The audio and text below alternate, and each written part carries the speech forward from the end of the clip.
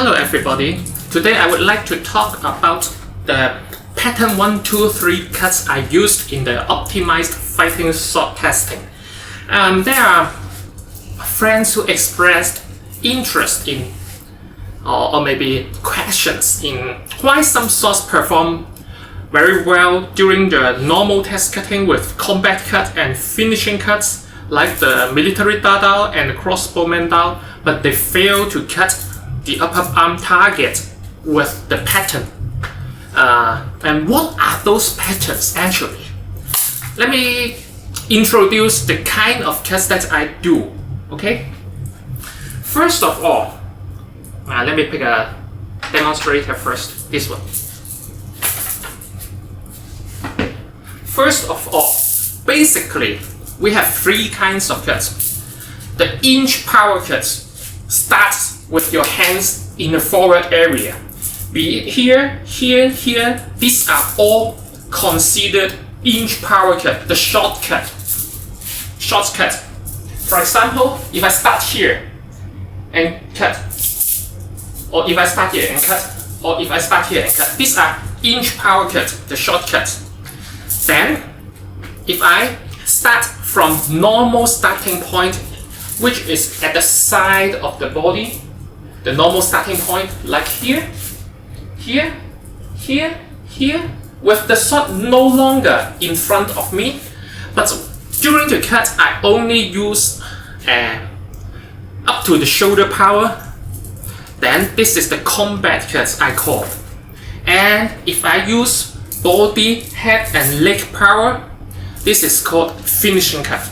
So I have basically three kinds of cuts: the finishing cut, the combat cut, and the short cuts, the inch power cut.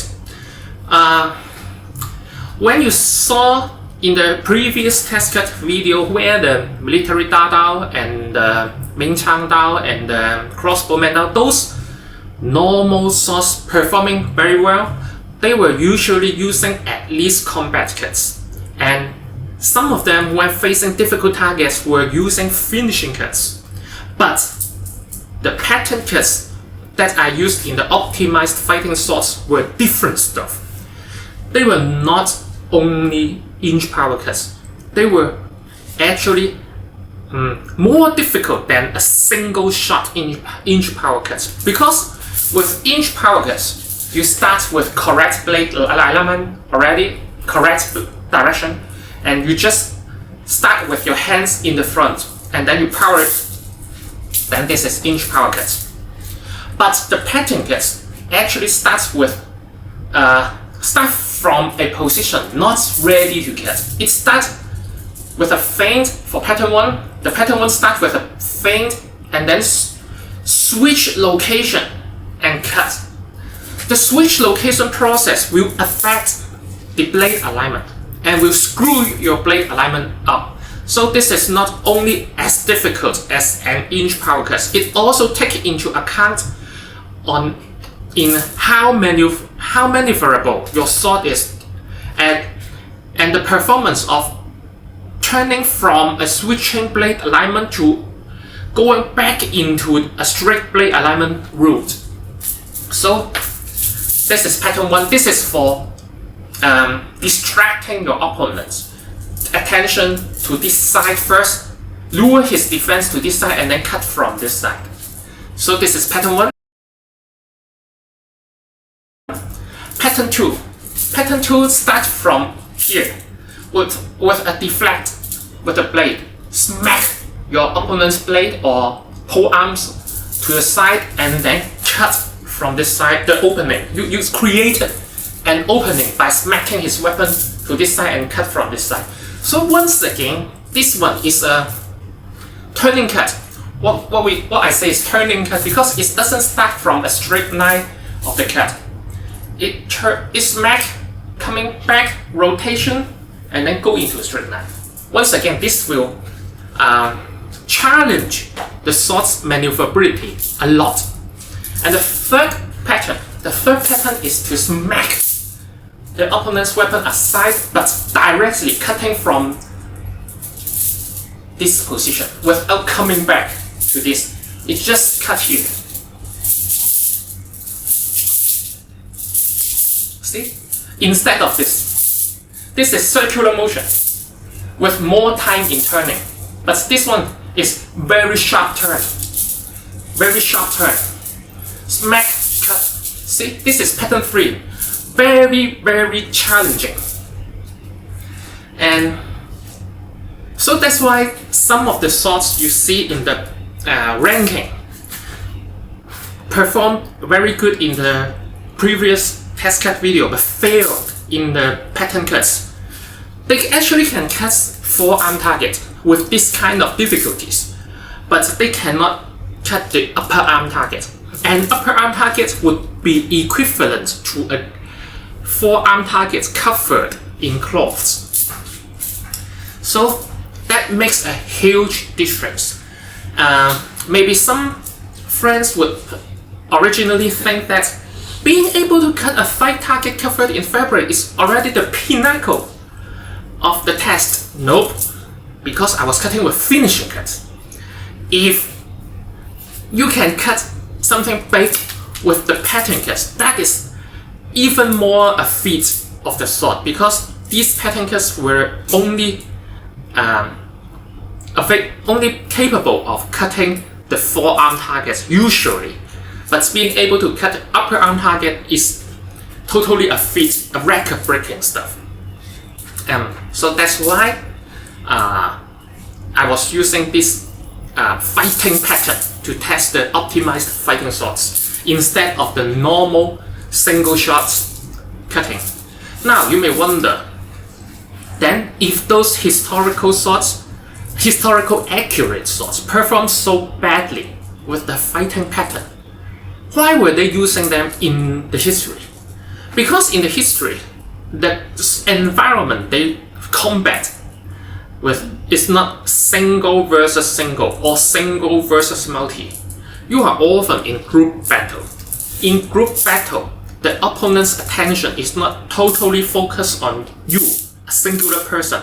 Thus, the defense against your attack would not be that good. They will have to look around and focus on a wide area to defend against various kind of attack, and they have less focus on you, so your big attack will be more likely to succeed than when you are facing a singular opponent, right?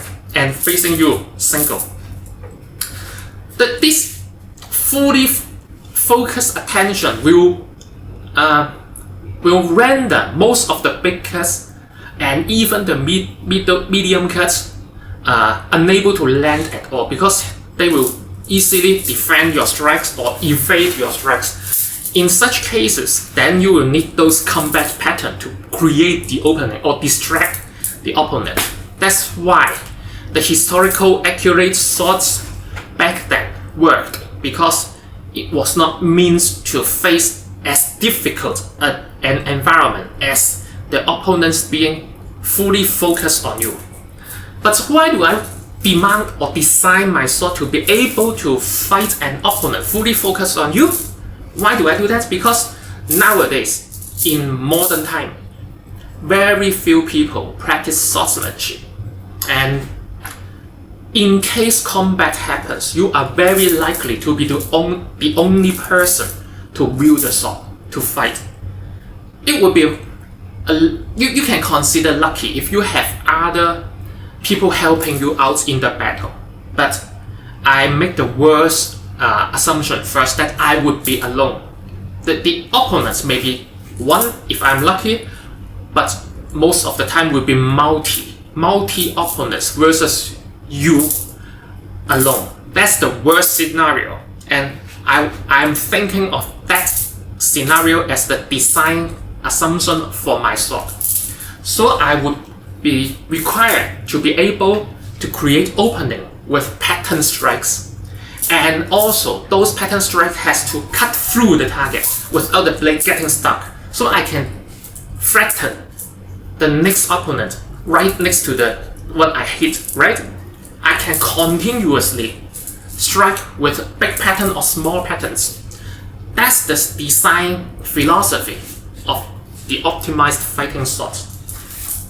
Another reason I would like to mention about why there were no such optimized fighting swords in the history were because to be able to do those patterns that I demonstrated would require someone to be very proficient in the skill.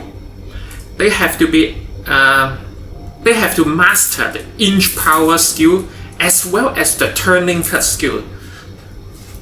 These two factors alone will take a lot of training time, at which they may not have in the past. Many historical accurate swords that we tested and examined were made for people who do not have a long period of time to train. They were for group battle, as mentioned, as well as they don't have that high level of skill to wield. So they put less focus on the performance on such high skilled pattern attacks. You can say that the optimized fighting swords that I designed were not aimed for novice or even soldiers level. They were for the master swordsman. The Kenho. Okay,